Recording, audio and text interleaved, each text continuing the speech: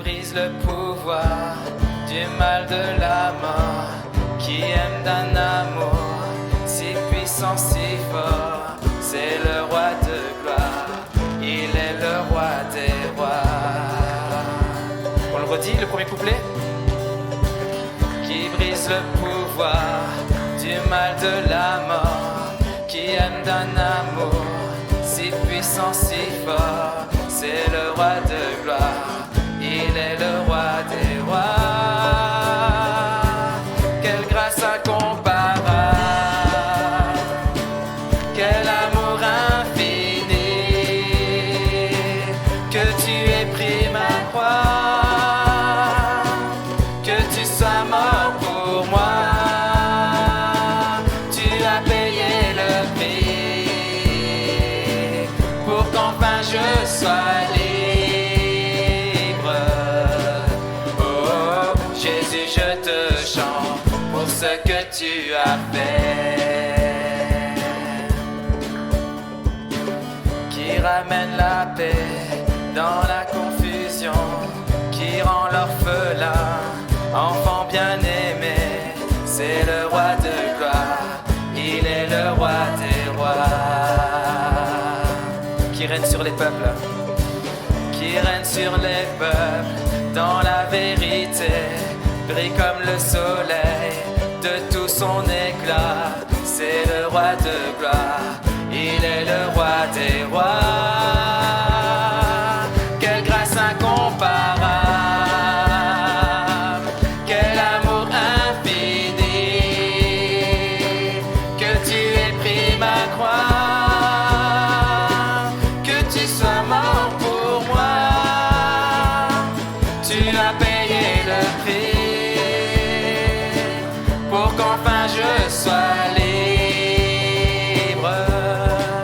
Oh, Jésus, je te chante pour ce que tu as fait, qui brise le pouvoir, qui brise le pouvoir du mal de la mort, qui aime d'un amour si puissant, si fort. C'est le roi de gloire, il est le roi des rois,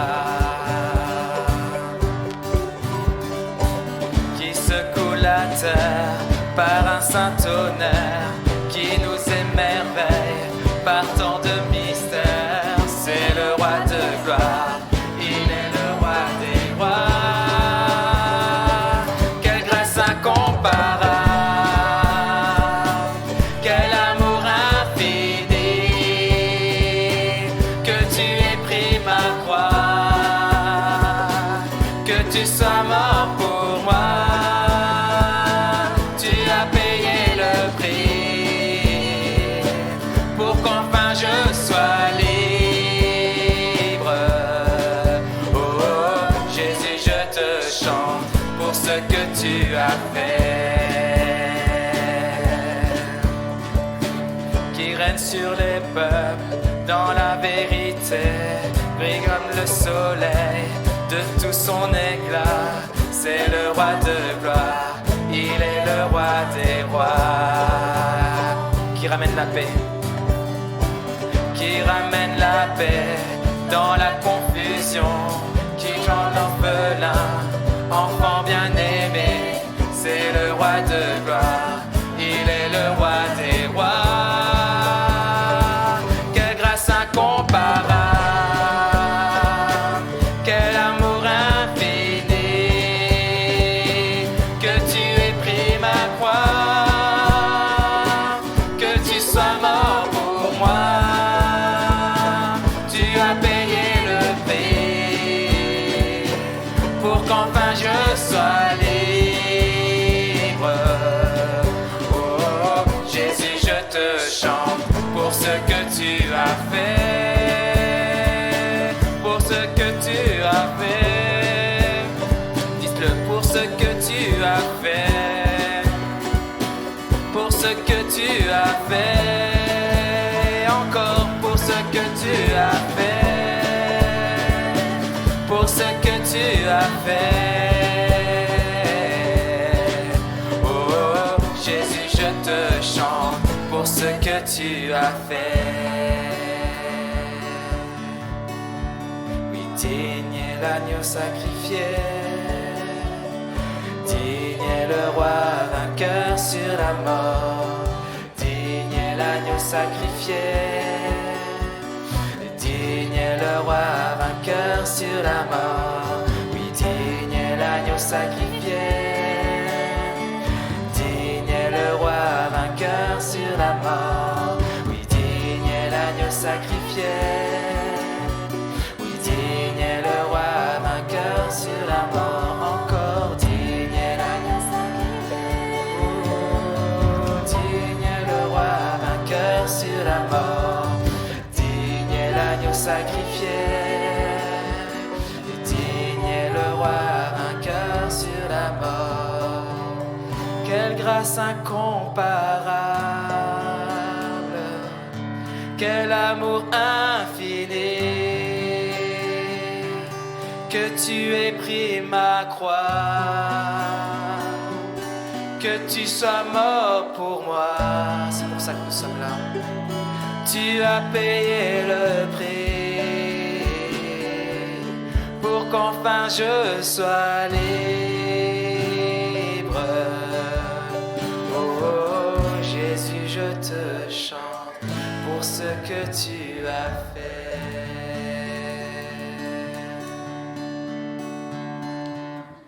Jésus, je te chante pour ce que tu as fait.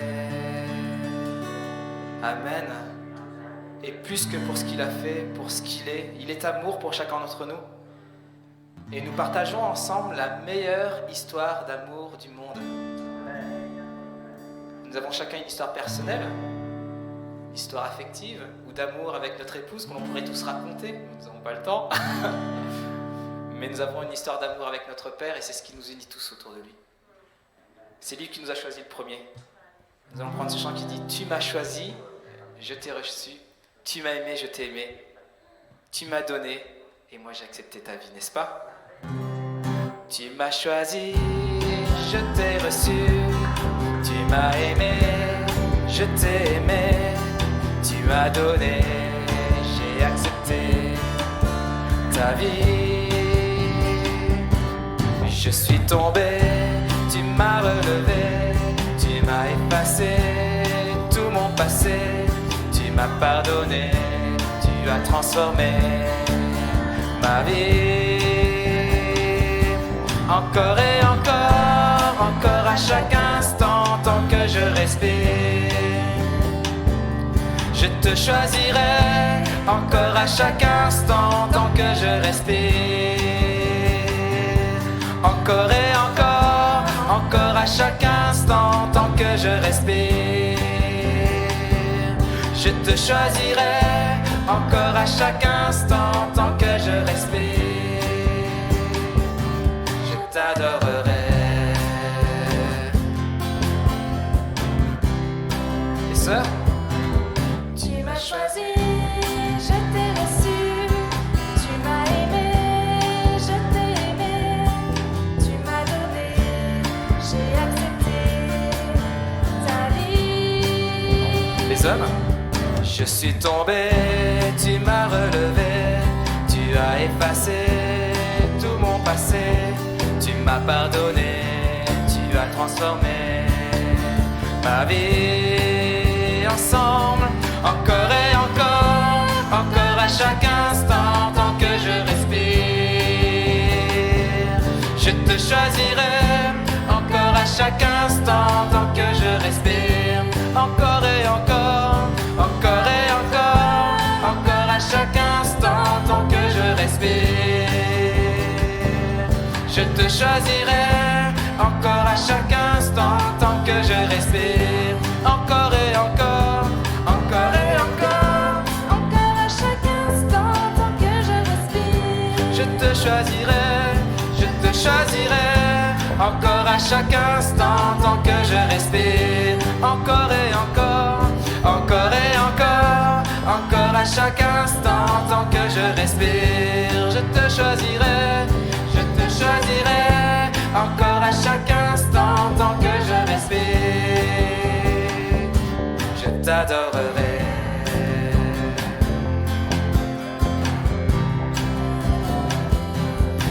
m'as choisi, je t'ai reçu, tu m'as aimé, je t'ai aimé, tu m'as donné, j'ai accepté ta vie.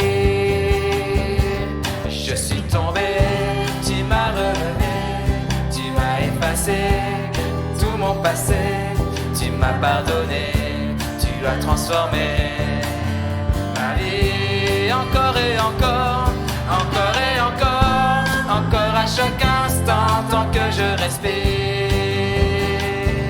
Je te choisirai, encore à chaque instant, tant que je respire. Encore et encore, encore et encore, encore à chaque instant, tant que je respire. je te choisirai, je te choisirai, encore à chaque instant, tant que je respire. Je t'adorerai, je t'adorerai, je t'adorerai, je t'adorerai. Amen. Vous n'êtes pas déçus de suivre le Seigneur? Non? Encore et encore, on choisirait de servir le Seigneur et jusqu'au bout, tant que je respire. Jusqu'au bout, jusqu'au bout. Quel merveilleux chant qui a été écrit. Tu dis que tu m'aimes quand je ne ressens rien. Des fois, on peut se laisser anesthésier par le courant de vagues qui nous entoure. Et j'ai eu un entretien individuel, vous savez, les entretiens annuels qu'on a avec nos employeurs. J'ai un employeur qui est, un responsable qui est assez dur. Et je me disais, Seigneur, mais quelle va être la teneur de l'entretien? Je dis, on va se batailler en train de dire, donne-moi un point supplémentaire, donne-moi un point moins. Et je dis, Seigneur, écoute, c'est toi qui sais, apprends-moi quelque chose parce que je ne comprends pas grand-chose. Et j'ai laissé couler les points et on était finalement à peu de choses près en accord. Et il y avait la cerise sur le gâteau, c'est qu'à un moment donné, la question était quel est le dynamisme que tu apportes et la joie dans l'équipe? Et chacun devait donner ses points positifs et négatifs. Et finalement, je m'étais dit, je ne vais pas tirer le point le plus haut, je vais prendre au-dessous. Et là, il était surpris. Il me dit, non, tu as le meilleur des points, attends, tu apportes énormément à l'équipe en termes de joie lorsqu'on est tiré vers le bas. Et quand je suis sorti de l'entretien, j'ai dit, Seigneur, si ce n'est juste pour ça, sois béni. Sois béni. Que nous puissions chacun avoir une attitude qui puisse apporter à l'autre l'envie d'être avec nous, l'envie d'être proche de Christ. Et finalement, il y avait d'autres points, mais je les ai balayés. Je dis, Seigneur, rien que pour ça, je te bénis. Que notre regard ne puisse pas se porter peut-être sur ce qu'on pourrait prétendre, moi-même, et je leur demande pardon au Seigneur avant cet entretien, mais ce que le Seigneur nous dit. Et ce chant-là dit, tu dis que tu m'aimes, et même si j'ai des doutes, c'est la voix de Dieu qui prime. Des voix dans ma tête ne cessent de me dire que je ne suis rien.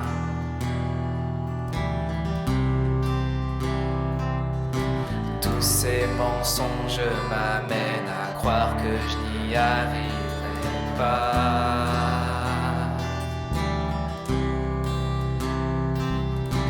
Ma vie ne se résume telle qu'à des moments de haut, de bas.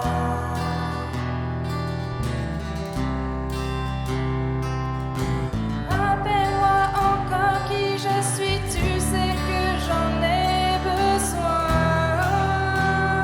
Oh, tu dis que tu m'aimes quand je ne ressens rien. Tu dis que je suis forte même quand je me sens faible. Tu dis que tu me tiens même si je crois tomber. Et quand je m'égare, tu dis que je reste à toi. Et moi j'y crois, oh moi j'y crois. Ce que tu dis de moi, oui moi j'y crois.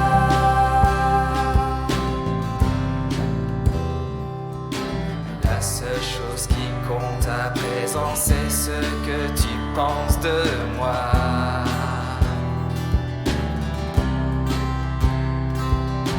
En toi je sais qui je suis, j'ai trouvé ma valeur en toi.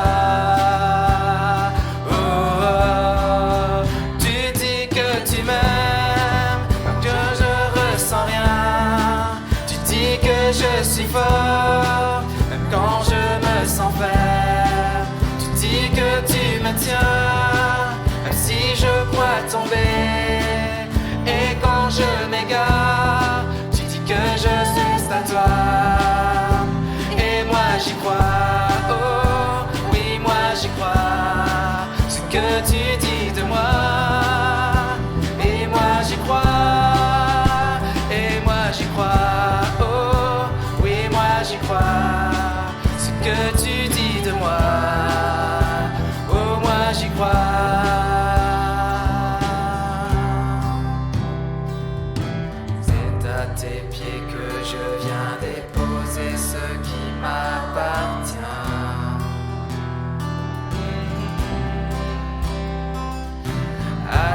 soient tous mes échecs, à toi soient toutes mes victoires. On va reprendre, c'est à tes pieds.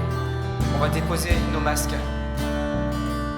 C'est à tes pieds que je viens déposer ce qui m'appartient. On reprend. C'est à tes pieds que je viens déposer ce qui m'appartient. Une dernière fois. C'est à tes pieds que je viens déposer ce qui m'appartient.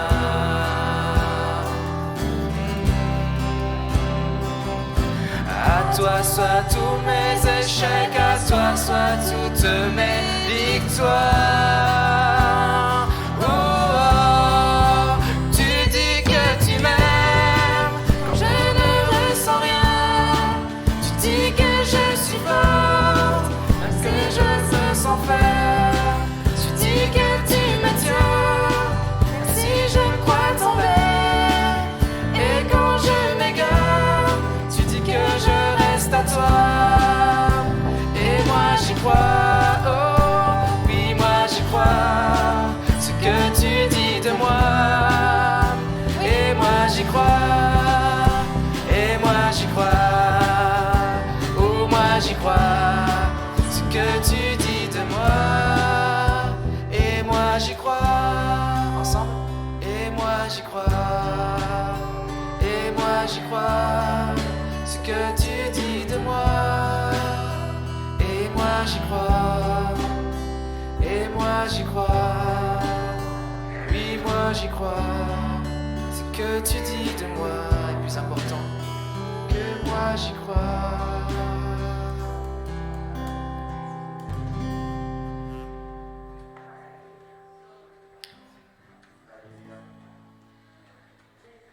On va continuer à louer le Seigneur, mais on va partager aussi le repas du Seigneur. Et je ne sais pas si j'ai le micro. Je vais lire dans 1 Corinthiens 11. Et c'est ce repas de la Sainte Seine que le Seigneur a institué avant de quitter, avant de partir, avant d'aller sur cette croix, avant de livrer son corps pour nous à la croix de Golgotha. Et que nos péchés soient pardonnés, que nous ayons l'assurance que nos dettes soient effacées. C'est mieux que la Banque de France. Hein. Ça efface tout. Même si l'ennemi, lui, veut toujours nous rappeler ce que nous ratons, nos imperfections, soyons sûrs que Dieu efface toutes nos dettes. Et il a envoyé son Fils unique afin que quiconque croit en lui ne périsse pas, mais qu'il ait la vie éternelle. Jésus, lorsqu'il a rassemblé ses disciples ce soir-là, il a voulu donner un sens fort à ce dernier repas. Ce repas où par deux éléments, il a dit souvenez-vous de ce que je suis venu accomplir pour vous à la croix. Le pain, la coupe. Et en grec, le mot Sainte Seine, c'est diepnon, D-E-I-P-N-O-N. Veut dire le repas principal. C'est clair. En grec, c'est ce repas principal. Et pour nous, qui croyons en Jésus-Christ, c'est le repas principal.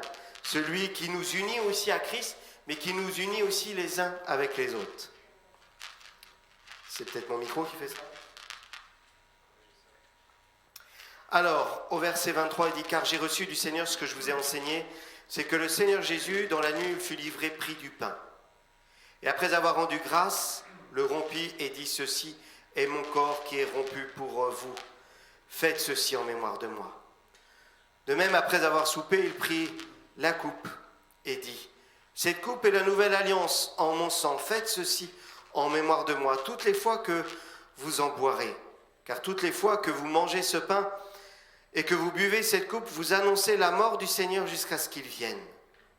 C'est pourquoi celui qui mange le pain ou boira la coupe du Seigneur indignement sera coupable envers le corps et le sang du Seigneur. Que chacun donc s'éprouve soi-même, et qu'ainsi il mange du pain et boive de la coupe. Car celui qui mange et boit sans discerner le corps du Seigneur, mange et boit un jugement contre lui-même. Là, il y a cette interpellation d'examiner, nous examiner les uns les autres, personnellement. Pas d'examiner l'un et l'autre, s'examiner soi-même. Je ne sais pas si vous avez remarqué, mais le pain, il l'a partagé au début du repas. Et la coupe à la fin du repas.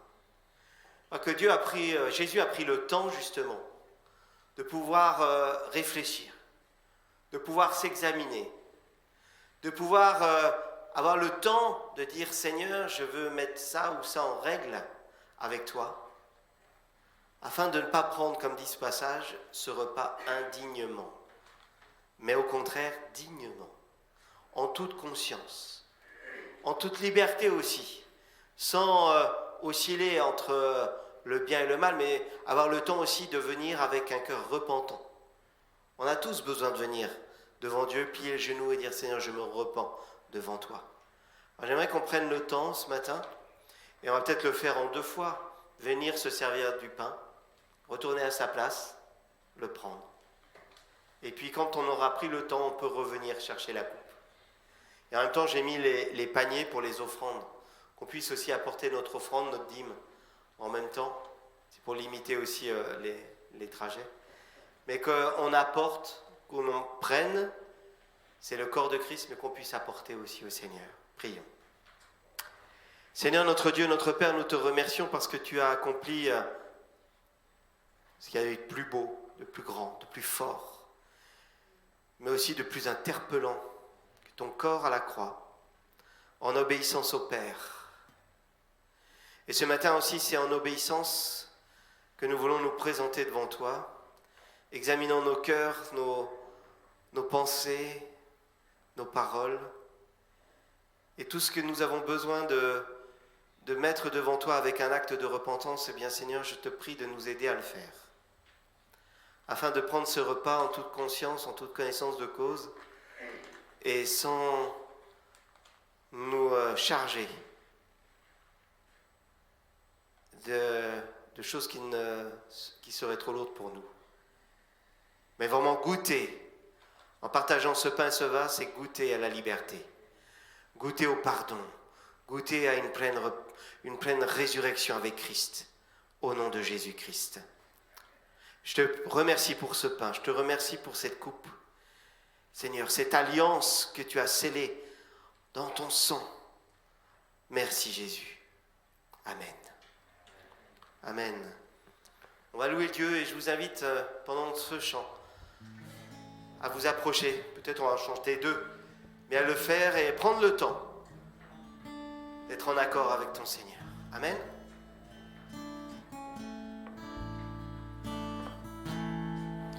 Sur le mont du Calvaire, il était une croix où Jésus souffrit tant de douleur. Oui, c'est là qu'il mourut sur cet infâme bois pour sauver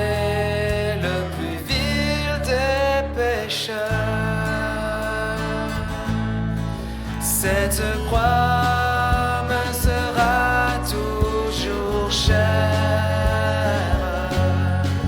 Elle est gloire et victoire pour moi. Et par elle dans la maison du Père, la couronne est offerte à ma foi.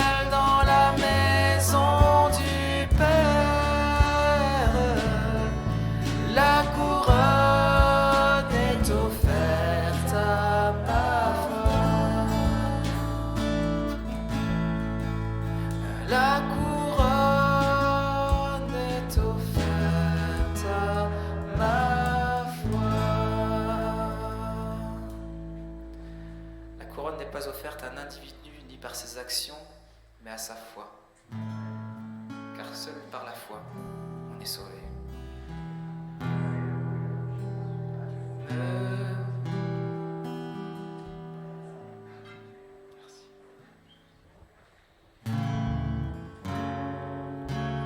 Me voici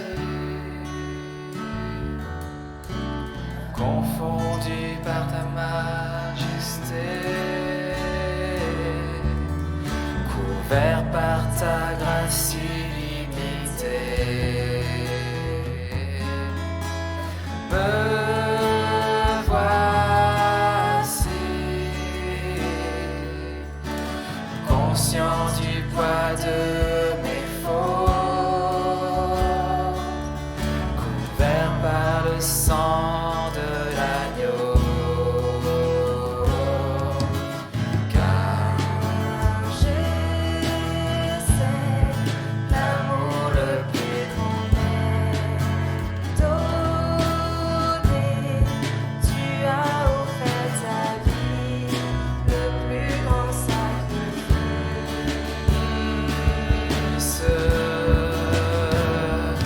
Nous chantons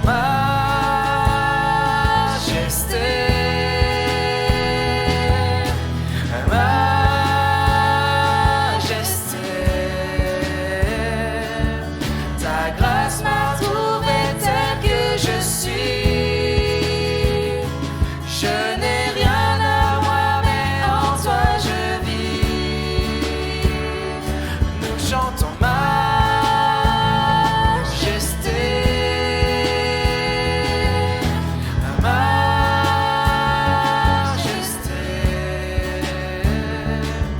par ton amour je suis transformé en présence de ta majesté.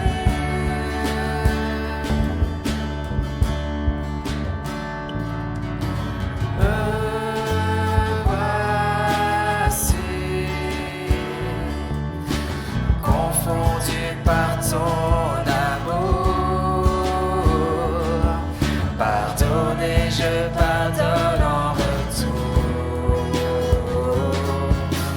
Me voici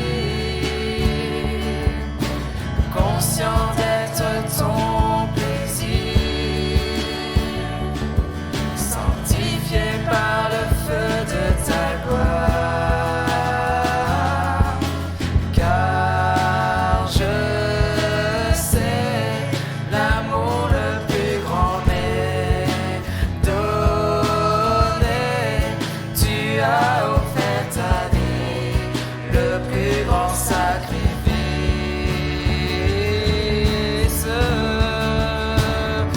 Nous chantons majesté.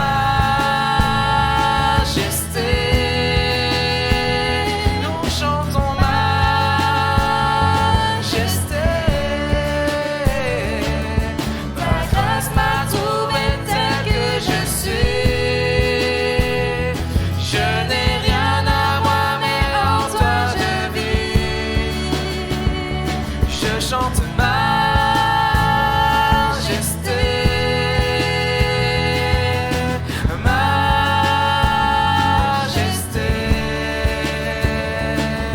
par ton amour je suis transformé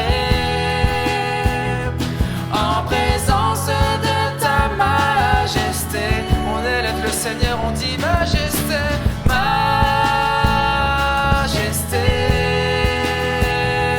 Nous chantons majesté. Je rechante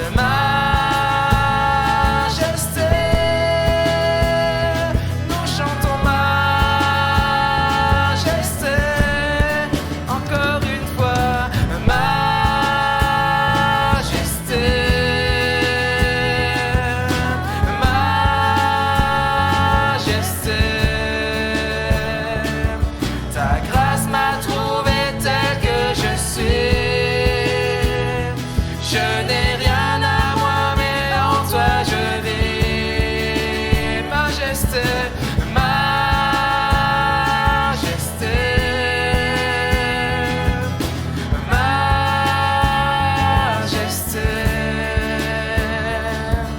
Par ton amour je suis transformé en présence de ta majesté. Par ton amour je suis transformé en présence de ta majesté. Par ton amour je suis transformé en présence de ta majesté. Et bonjour à chacun d'entre vous.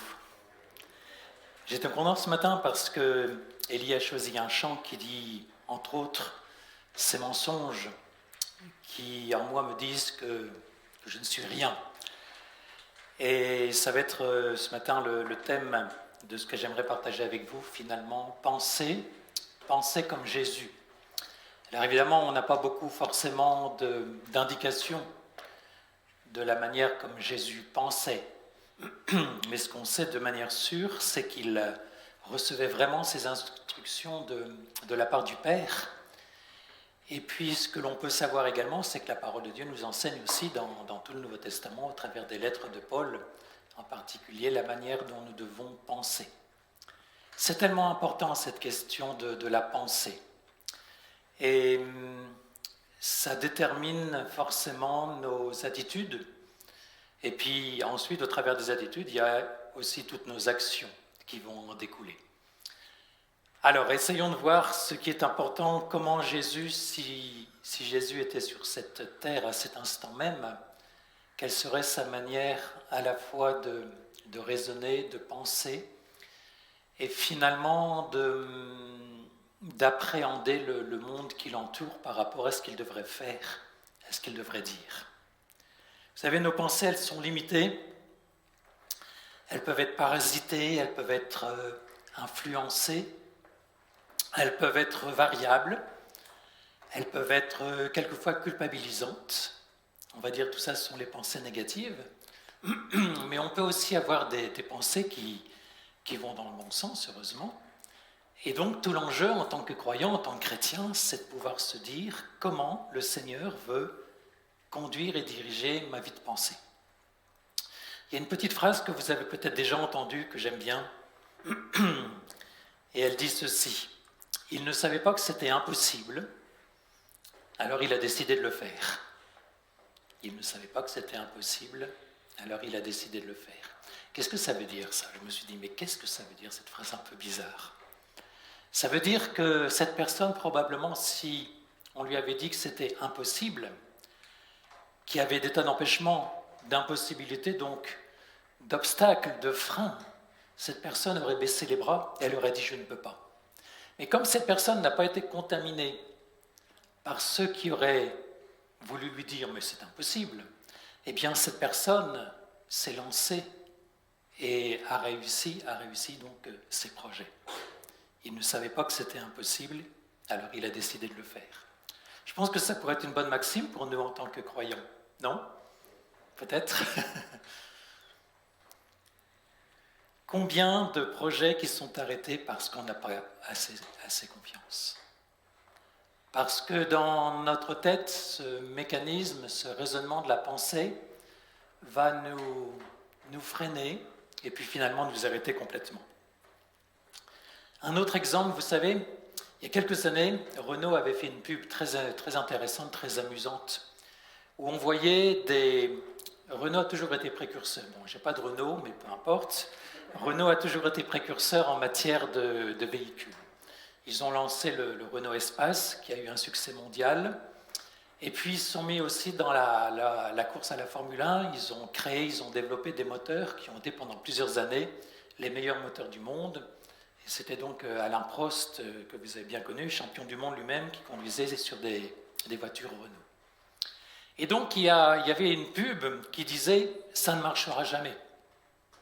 Donc, c'était un petit peu de l'auto-parodie, parce qu'on voyait quelqu'un qui voulait dire aux chercheurs de Renault que tous ces projets qu'ils étaient en train de mettre en place, de mettre en route, ça ne marcherait jamais. Bien entendu, ils étaient convaincus du contraire. Mais ce qu'ils voulaient faire croire, c'est qu'il ne faut pas s'arrêter à assez, ça ne marchera jamais. La preuve, c'est que ça a marché. Et les convictions, l'ont emporté sur les doutes. Quelle est donc, en tant que croyant, en tant que chrétien, notre mentalité, notre manière profonde de raisonner? Quelquefois, on parle d'une forteresse. Vous savez, une forteresse, c'est compliqué à attaquer. La raison d'être d'une forteresse, c'est justement de protéger. Et quelquefois aussi, donc, nous sommes à l'intérieur de nos pensées, dans cette espèce de forteresse.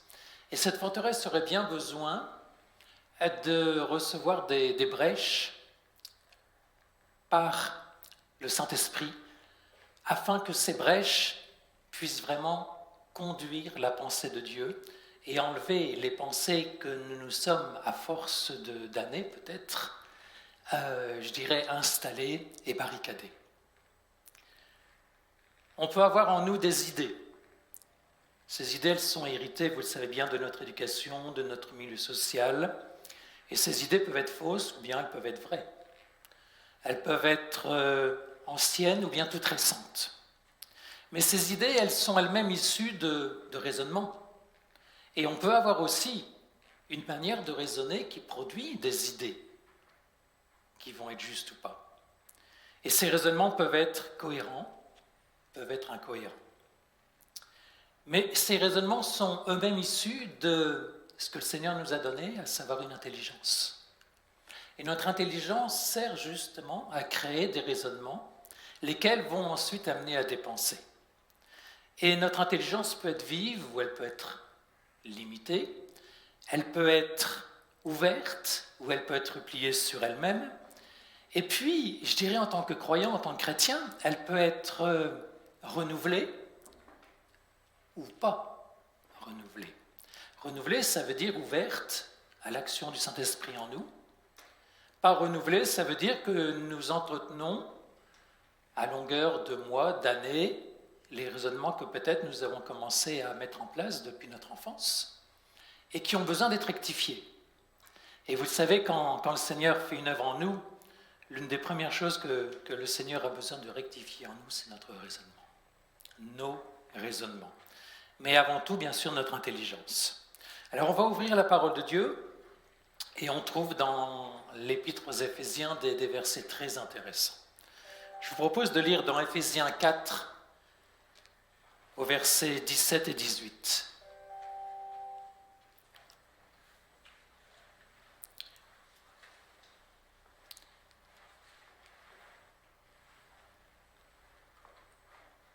Voici donc ce que je dis et ce que je déclare dans le Seigneur, c'est que vous ne devez plus marcher comme les païens qui marchent selon la vanité de leurs pensées.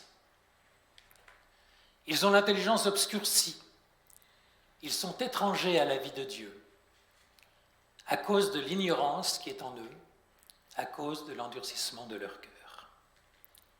Donc ça part bien entendu de notre intelligence, et cette intelligence a besoin d'être transformée, modifiée, renouvelée, pour qu'elle fonctionne, je dirais, comme un outil. L'intelligence n'est rien d'autre qu'un outil que Dieu nous donne. Et vous savez, comme tout outil, on peut faire de cet outil une bonne ou une mauvaise chose dans nos vies. Je propose d'aller dans Éphésiens 4 toujours, mais un tout petit peu plus loin, verset 20, 21, 22, 23. Vous, ce n'est pas ainsi que vous avez appris Christ. Si du moins vous l'avez entendu, et si, conformément à la vérité qui est en Jésus, c'est en lui que vous avez été instruits à vous dépouiller. Eu égard à votre vie passée, du vieil homme qui se corrompt par les convoitises trompeuses, à être renouvelé dans l'esprit de votre intelligence. Donc vous voyez, tellement important, l'intelligence qui est, je dirais, le siège, le poste de contrôle qui contrôle, donc qui organise, qui dirige toute notre vie de pensée. Je ne sais pas si vous avez regardé hier, il y avait des reportages sur dans l'espace, donc Thomas Pesquet et puis d'autres qui ont été rejoindre l'ISS, qui tournait déjà en orbite autour de la Terre. Et il y avait beaucoup de vues sur les centres de contrôle. Il y en avait deux. un en Californie, un en Floride, qui contrôlaient les spationautes, qui leur parlaient, qui organisaient, qui dirigeaient, qui structuraient, qui peut-être les ont rassurés quand, à certains moments, la mission pouvait être éventuellement un tout petit peu périlleuse. Mais ça me faisait penser que, heureusement, qu'il y avait à terre donc toute cette équipe qui était donc là pour contrôler, diriger, organiser cette mission spatiale. Vous connaissez ce verset dans 2 Corinthiens 10, 4 et 5. On va encore le relire. Les armes avec lesquelles nous combattons ne sont pas charnelles. Elles sont puissantes par la vertu de Dieu pour renverser des forteresses. Et donc il s'agit de la forteresse de nos pensées, vous l'avez compris. Nous renversons les raisonnements et toute hauteur qui s'élève contre la connaissance de Dieu. Et nous amenons toute pensée captive à l'obéissance de Christ. Ça veut dire que toute pensée doit être amenée sous la captivité de l'obéissance de Christ. Non pas captive à l'intérieur de nous-mêmes, mais captive à l'obéissance de Christ. Quels sont les signes qui peuvent nous indiquer que nos pensées sont en opposition justement avec la pensée de Jésus, telle qu'on vient de le lire? J'ai trouvé 9 signes. J'aurais voulu en trouver 10. Je suis resté à 9. 10, ça me plaisait bien, c'était un chiffre rond. Et vous allez voir que déjà 9, c'est pas si mal. 9 signes qui montrent que dans la forteresse de nos pensées, il y a du ménage à faire. Il y a des choses à modifier, à transformer. Les 9 signes que je vais vous donner ne sont pas forcément les seuls, et vous allez voir que peut-être certains se recoupent. Disons que j'ai essayé de les écrire, et peut-être que vous allez vous retrouver dans l'un de ces signes. Moi-même, je me suis retrouvé dans ces signes. Et ces signes sont un petit peu comme des avertisseurs, des poteaux indicateurs,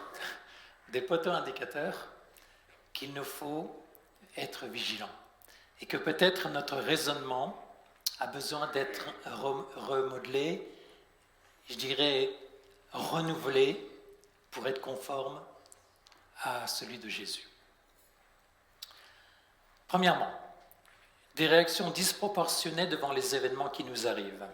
Vous savez qu'on réagit au travers d'émotions qui peuvent être la peur, la colère, la tristesse, l'apitoiement sur soi-même.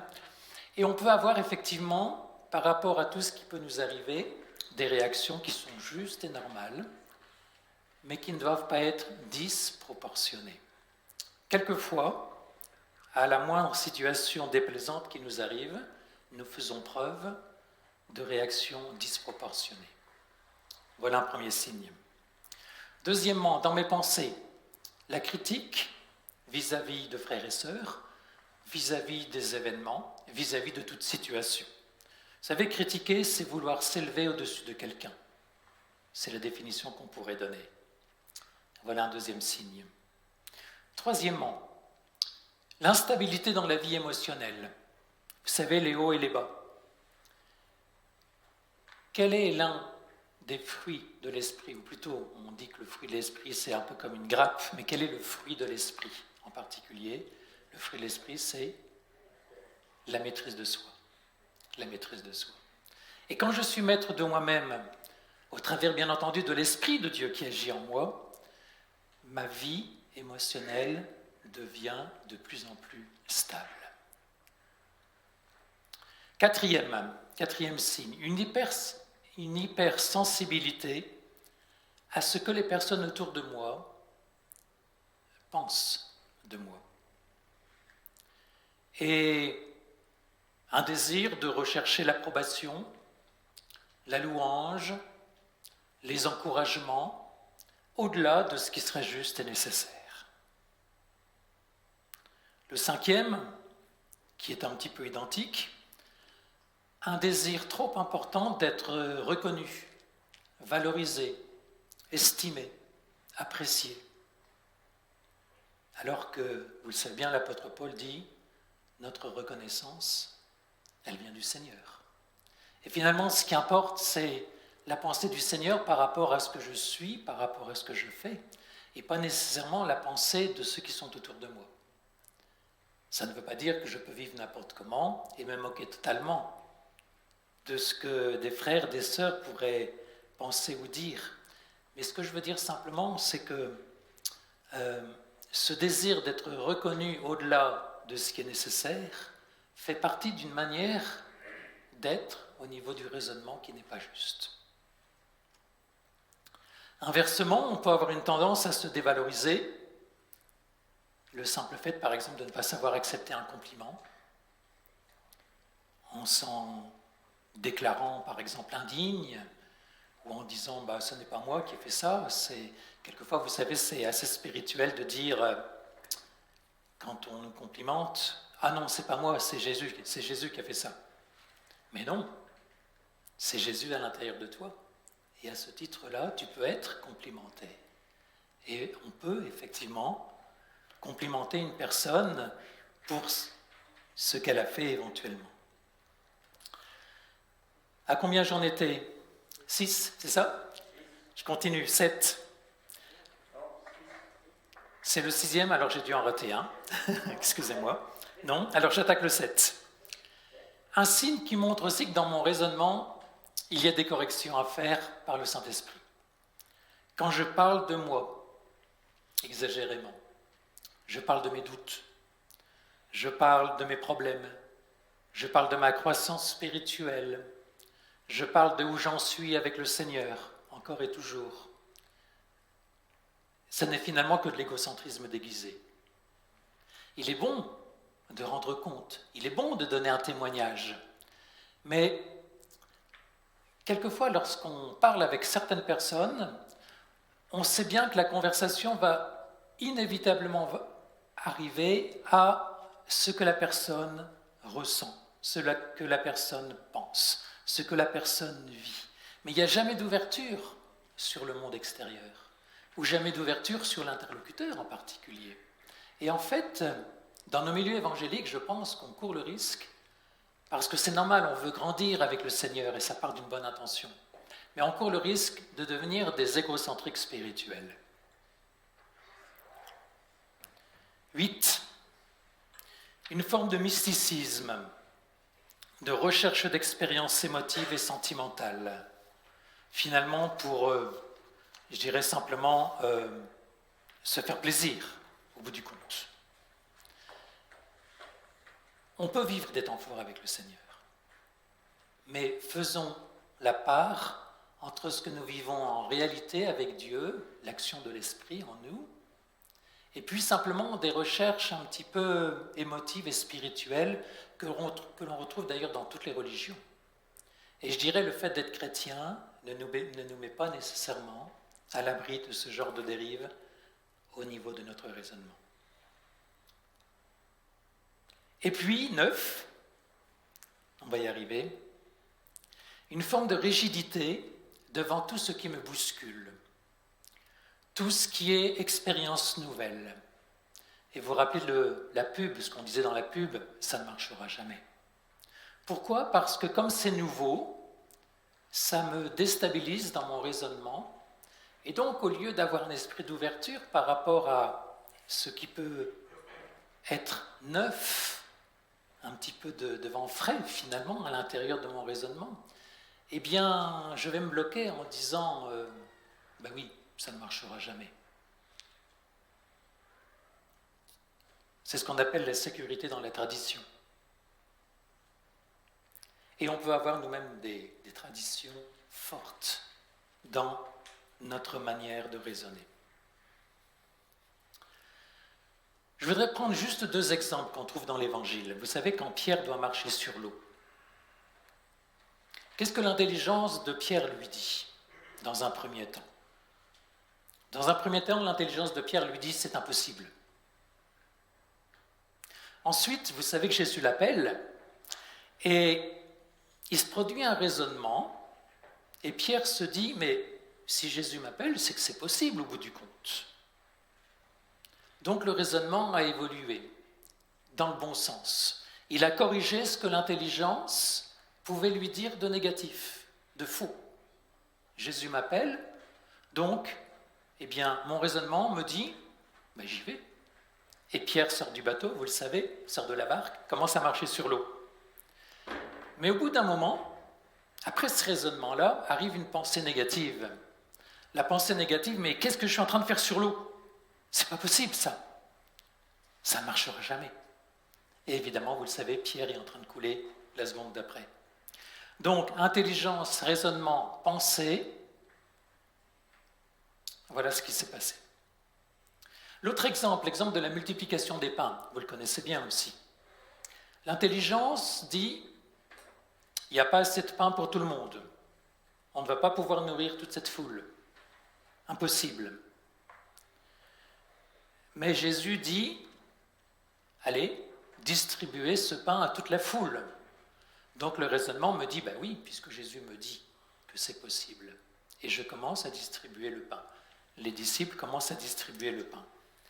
Et comme ils sont entrés dans une pensée qui est, cette fois-ci, beaucoup plus positive, en accord avec ce que Jésus leur demande de faire, eh bien le miracle a lieu pour de bon.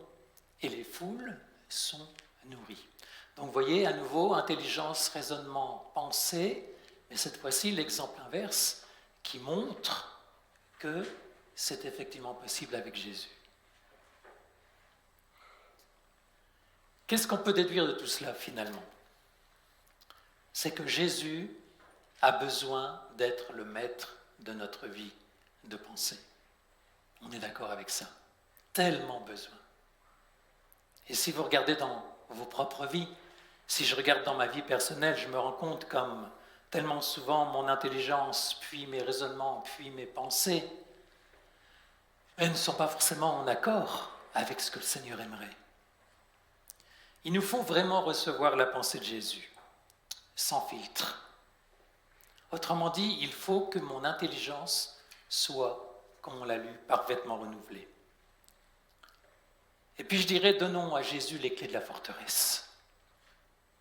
C'est compliqué, parce que, on l'a vu, les années, les traditions, le milieu culturel, social dans lequel j'ai grandi, a façonné, a construit en moi cette intelligence, ce raisonnement, ces pensées. On va lire Philippiens 4, 8. Je voulais le lire au tout début, mais j'ai oublié de le faire, donc revenons à Philippiens 4, 8. C'est tellement important. Au reste, frères, que tout ce qui est vrai, tout ce qui est honorable, tout ce qui est juste, tout ce qui est pur, tout ce qui est aimable, tout ce qui mérite l'approbation, ce qui est vertueux et digne de louange, soit l'objet de vos pensées. Voilà un programme. Voilà comment Jésus lui-même pensait. Et voilà comment nous devons penser. Produire ces pensées issues de notre raisonnement, lequel raisonnement est lié à une intelligence renouvelée. Et nous pourrons penser les pensées de Jésus. Et comme je le disais tout à l'heure, par rapport à ces pensées, on a chanté avec Élie, qui viennent obscurcir ma tête, me dire que je ne suis rien, que je suis nul, que je n'y arriverai jamais. Eh bien, on met les choses désormais dans le bon ordre. Est-ce qu'il y a des recettes, pour terminer, pour mettre tout ça en pratique? Je dirais simplement, j'ai essayé de penser justement à ce qui pouvait être utile et pratique. Je dirais qu'une pensée, quand elle m'arrive de manière soudaine, doit être stoppée immédiatement quand je réalise qu'elle ne vient pas de Dieu. Si je la nourris, si je l'entretiens, elle va être comme un feu dévorant à l'intérieur de moi et elle va prendre de plus en plus de place. Donc, coupez toute pensée dès que vous discernez, dès que vous comprenez. Je dirais dès que votre intelligence, en fait, vous montre de manière claire que cette pensée n'est pas de Dieu et qu'elle est produite par un raisonnement qui qui vient de la chair, qui vient de ma nature. Mais si cette pensée a le temps de... Hier, je faisais un peu de jardinage. J'ai vu comme ça pousse actuellement. Vous avez dû le voir dans vos jardins, peut-être si vous en avez. Les pensées, c'est pareil. Ça pousse peut-être même encore plus vite que les mauvaises herbes qu'on essaie de déraciner. Et il s'agit de les déraciner immédiatement, dès qu'on en a conscience. On n'est pas coupable des pensées qui nous arrivent. Mais je dirais qu'on est coupable de les entretenir et de ne pas les arrêter. Quand on les discerne comme étant des pensées dont Dieu ne veut pas, dont le Seigneur ne veut pas, qu'elles s'enracinent dans notre cœur. Et puis, je dirais, pas une recette, mais un moyen de lutter contre tout cela. Réaliser que cela ne se fait pas du jour au lendemain. Réaliser que c'est un combat permanent. Réaliser qu'il est, je ne vais pas dire normal, comme s'il y avait une forme de fatalité. Il n'y a pas de fatalité avec le Seigneur. Mais je dirais simplement que pour qu'on soit totalement maître de notre intelligence, de notre raisonnement, de nos pensées, eh bien, il faut laisser au Seigneur le temps d'agir, le temps d'œuvrer. Et chacun va, bien entendu, avoir une expérience diverse en fonction du temps qui va passer, en fonction de la manière dont il va laisser son intelligence se laisser renouveler par le Seigneur. Mais c'est un combat, je crois que c'est un combat de tous les instants. Et si quelqu'un venait me dire « mon intelligence est totalement renouvelée », mes raisonnements sont parfaitement droits et justes, et mes pensées sont exactement celles que Jésus veut que j'aie, à ce moment-là, j'aurais des doutes. Parce que je crois, je sais que c'est une réalité qui, je dirais, qui est en marche et que le Seigneur est en train de construire en nous ces choses afin qu'elles imprègnent véritablement toute notre vie intérieure. Et quelquefois, il faut effectivement du temps. Ne perdons pas courage. Le Seigneur est à l'œuvre sur notre chantier et je pense que son désir, son souhait, c'est véritablement de créer en nous cette intelligence renouvelée. Il n'est pas dit dans la parole de Dieu qu'une fois que notre intelligence est renouvelée, elle est renouvelée définitivement. Je crois que c'est un processus, de la manière qu'il nous est dit, soyez remplis du Saint-Esprit. D'après la grammaire originale qui nous dit soyez remplis du Saint-Esprit, c'est soyez toujours en situation d'être à tout moment remplis. Donc on n'est pas rempli une fois pour toutes, pas du tout, ça n'existe pas. Je dirais que ça serait trop facile. On est en situation d'être au fur et à mesure, toujours et encore et à nouveau rempli au fur et à mesure que le temps passe. Et avec notre intelligence, je crois que c'est exactement la même chose. Il faut que notre intelligence soit encore et maintenant et cet après-midi et demain et toujours renouvelée. Au fur et à mesure que les événements passent, mon intelligence doit être à nouveau remise d'aplomb, renouvelée. Quel programme ? C'est vrai, mais grâce à Dieu, on peut être vainqueur. Et je crois qu'il n'y a pas de fatalité. Et je crois que même si notre intelligence a été d'une certaine manière formatée, et je pense que tout ce qu'on a vécu dans l'enfance, évidemment, est très important, en Christ, nous sommes une nouvelle création. Ça veut dire que les choses anciennes, et il ne faut pas se lasser de dire et de répéter ces choses-là, les choses anciennes sont passées et voici, toutes choses sont devenues nouvelles. Et quand il nous est dit que nous sommes une création, ça veut dire que le travail n'est pas fini. Ça veut dire que chaque jour, les choses sont en place pour que le Seigneur continue encore et toujours l'œuvre qu'il a commencée.